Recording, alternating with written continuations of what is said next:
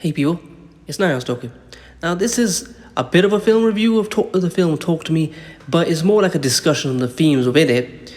Now I watched it, and for those of you who follow my channel, you know I've talked about the book Mawalimu Baruti, The Sex Imperative, and then having read that, I watched this and I was so fascinated watching it. Now the thing is, I think it's hard to tell exactly what is intentional and what is subconscious because there are nods to Get Out in the scene with the kangaroo on the road, reflecting something from Get Out where there was a deer on the road. But there's definitely themes of race that were in this film, and with Australia's history of its murder of its black population, it's definitely there. Now, there were some things I thought about that made me reference Get Out. This is something I only saw until the end when I saw the black father of the main character.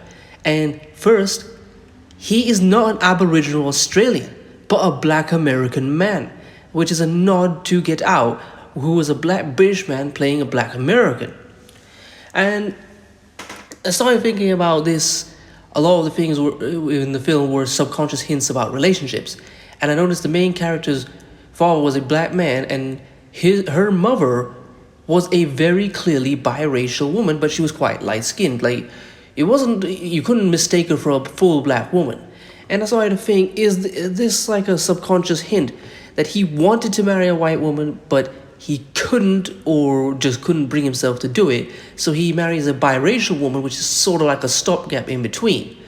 And the unhappy relationship they have, because there's no bond that is ever shown between the main character's father and mother, and she ends herself.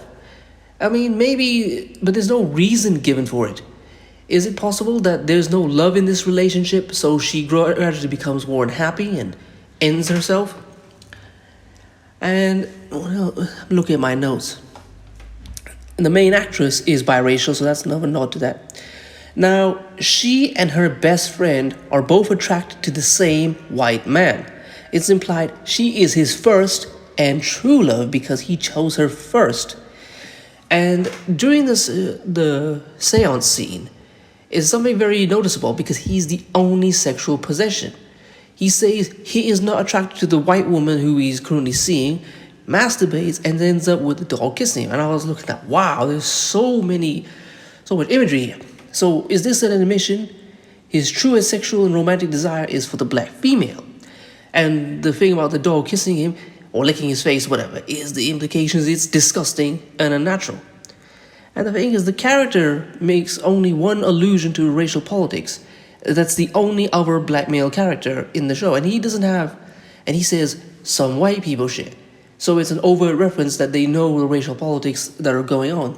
And he's the only black male. There are no other characters of color or black in the show, in the movie. There's not even a Chinese person. There's the main character's mother and father, and that one black character who sort of is just a puppet to advance the plot. He doesn't actually have any attraction, thoughts, or feelings, as far as I can tell. Let's read it from my notes. Her relationship with her best friend's family is very interesting. She takes care of her best friend's brother like a surrogate son, but she is the one who allows him to take part in the seance, and her decision that caused him to be in danger. Now, it's a subliminal cue that despite her desire to be part of this new white family, she's ultimately selfish and unfit. This is further shown when the best friend brother reconciles and forgives her, calls her a member of her family, but she proves she is unworthy of that because she has come to kill the boy. The scene with her and the ex-boyfriend is interesting. They sleep in the bed facing opposite ends. And it's a nod to how blacks and whites are going in different directions.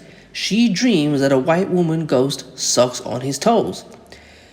So she wakes up and they both realize it's her sucking his toes. He gets up and leaves, showing despite the attraction, the pair is disgusting.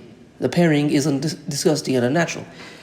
Like I said, there's a lot of themes within the film talking about subconscious hints about relationships between blacks and whites, their dynamics, and the unnaturalness and the discomfort created by blacks and whites getting together, blacks and whites trying to integrate together, and the ultimate problems that these cause Because I think that the family dynamics, as I've said before, with the main black character, tries to become a member of this white family, but all she does is cause problems.